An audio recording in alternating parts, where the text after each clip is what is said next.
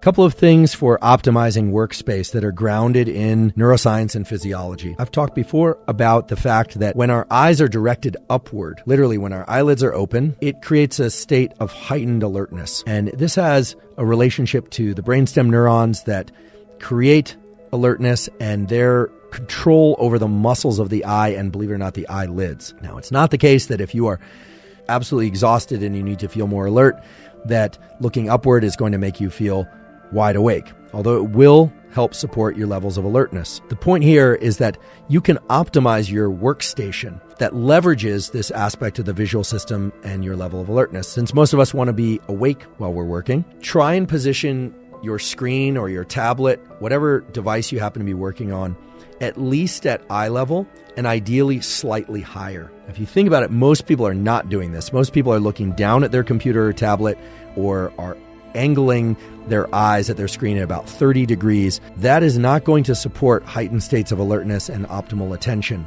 In fact, the opposite relationship between eye position and alertness is also true. When we look down, when our eyelids are slightly closed, it tends to decrease our levels of alertness and increase our levels of sleepiness. I really want to emphasize this, that there's a bidirectional or reciprocal relationship between the brainstem areas that control alertness and the eyes, meaning how alert you are controls how open or closed your eyes are. No surprise there. But also that how open and upward directed your eyes are will increase your levels of alertness. And if your eyes are pointed downward and your eyelids are hooded, like they're slowly closing, you'll feel more sleepy, especially if you're somebody who tends to have that mid-morning sleepiness or mid-morning crash. So what I do is I have a standing desk, but I also prop the computer up such that it's at least at eye level. And I haven't figured out yet how to develop a workstation where the computer is above me. I think the only way to really do that is actually to tilt one's body back, but actually that's not a good idea either. They have done studies recording from areas of the brain associated with alertness, areas like locus coeruleus and the so-called reticular activating system.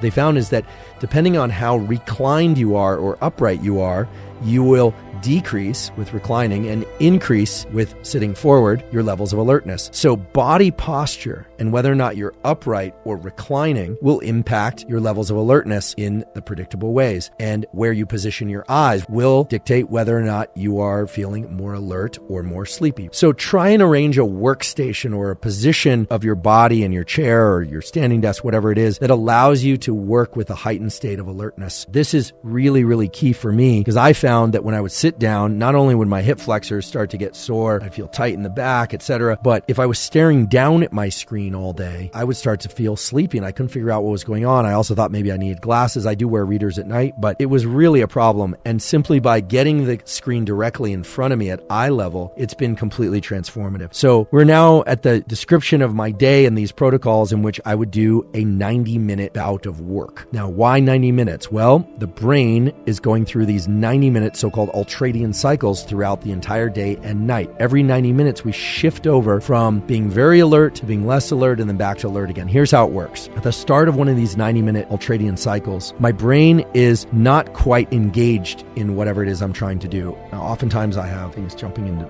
my mind, I've got distractions, etc. But I set a timer for 90 minutes and I try and get a strong bout of work done inside of that 90 minutes with the full understanding that the entire 90 minutes is not going to be uniform in terms of my ability to focus, but that 90 minutes is about what the brain can handle in terms of a dedicated effort or high degree of focus. Some people can push out a little bit further. Some people can't handle more than 10 minutes, but that's what I'm striving toward. You'd be amazed how much you can get done in 90 minutes if you are focused. So how do you increase that focus and how do you use the timer feature? Well, you can combine those. I use a program called Freedom. It shuts me out of the internet completely. So that means no checking the markets, no checking social media, no checking email, none of that. I get a dedicated bout of work done. I confess, I don't allow myself to go to the restroom in that period of time. Here's an interesting little tip that's grounded in physiology. You have a direct neural connection from your bladder to your brainstem areas that increase alertness. This is why when you have have to go to the bathroom. It is extremely agitating. It can be very, very agitating. I'm not encouraging you to get so agitated by filling your bladder so much and resisting going to the bathroom that you are uncomfortable and can't focus. But I generally will just drink liquids and work away,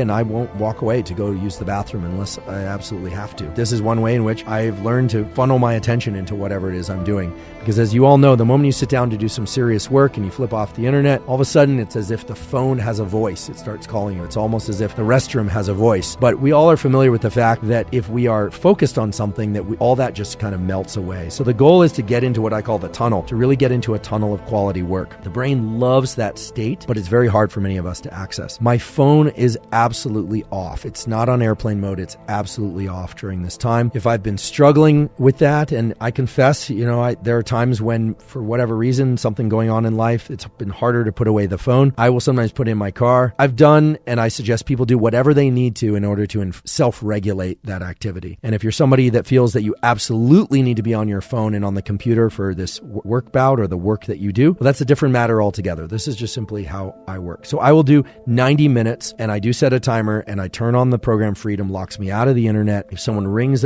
on the doorbell, I will often shout, not coming to the doorbell, leave it there. I mean, unless there's a real emergency, I'm not going to step away from that work. And that's what works for me. You can try various other things. That's what works for me. In addition, I use low-level white noise. This is something that is supported by quality peer-reviewed data, but it turns out that white noise, which is essentially all frequencies of sound, mixed up kind of randomly, there's no structure to it, turned on at a low volume, not with headphones most of the time, puts the brain into a state that's optimal for learning and workflow. And I covered 2 papers during that episode. One that showed that indeed brain areas involved in attention, brain areas involved in focus and cognition and memory, those are engaged to a greater degree when there is low levels of white noise playing in the background. The other paper that's really interesting did brain imaging and showed that areas of the brain that are associated with dopamine release are increased by low levels of white noise. Dopamine release is associated not just with pleasure, but with motivation and craving. So everything about this 90-minute block, from the low levels of white noise to the position of my computer, how I'm standing and where my eyes are positioned, is geared towards putting me in this tunnel of work. And I have to say that while it can be a challenge to try and achieve this state and this tunnel of work, some days you start to get kind of addicted to it. It feels really good. It's like a workout for the mind. And it